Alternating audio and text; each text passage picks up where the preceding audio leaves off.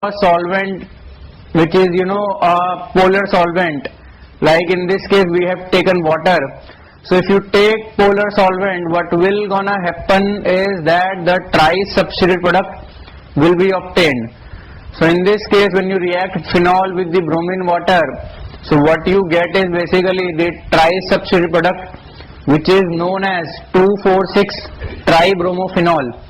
And this 2,4,6-tribromophenol is basically formed as a PPT, which is of white color. Now suppose you want a mono-substituted product, that means you want just a ortho derivative of phenol and a para derivative of phenol.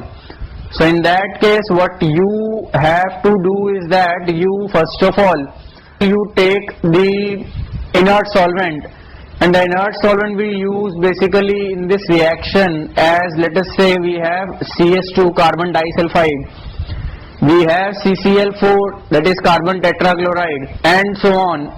So these are the few of the solvents. Another solvent which you can also use is basically the CH2Cl2, which is known as dichloromethane. Now if you take these solvents, any of the inert solvent in the presence of, again, let us say, bromine, so the reaction will be something like you have a phenol and you have CS2, and in this you are adding bromine, that is Br2. So what you will get is that the orthobromophenol and you will get the para-bromophenol. So here what you are getting is the mono-substituted product. So once you take the inert solvent, what you get is basically the mono-substituted products. So therefore in this reaction what is happening is that the moment you take the inert solvent, the substitution will take place only either at the ortho position or at the para position. Now over here the question is that why does the mono substitution takes place in the inert solvent, and why does the tri-substituted product we obtain using a polar solvent like water we have used in this reaction, that is halogenation. So the reason behind it is something like that. What happens is that you have a phenol and you have, let us say, a polar solvent like water.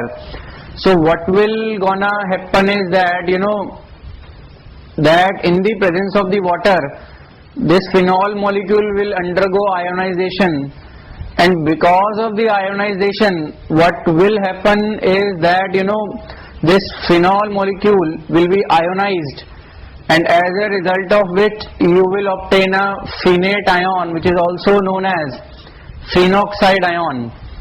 Now this phenoxide ion has a negative charge on the oxygen atom.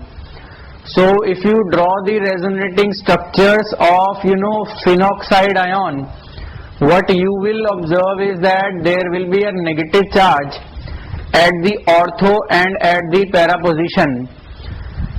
And similarly, if you draw the resonating structures of the phenol, where you will observe that the negative charge is there at the ortho and para position, but at the same time the OH group of the phenol also gets a positive charge.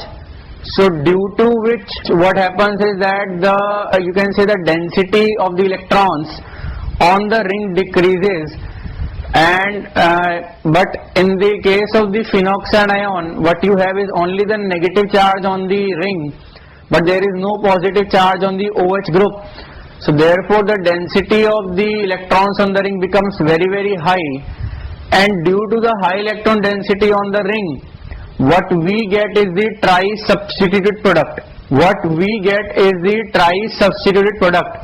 Whereas in case of the inert solvent, we have the resonating structures of phenol.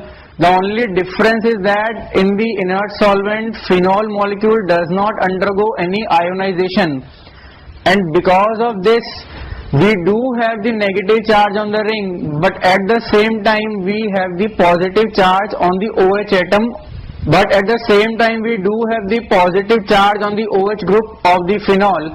And this positive charge on the OH group, actually what it does is that it decreases the negative charge on the ring, and as a result of which trice substitution, or you can say the formation of the trice substitution product suppresses, and therefore as a result of which you get only the mono substituted product. So that is why in this case, if you want a suppose mono substituted product, there what you do is you add some inert solvent into it.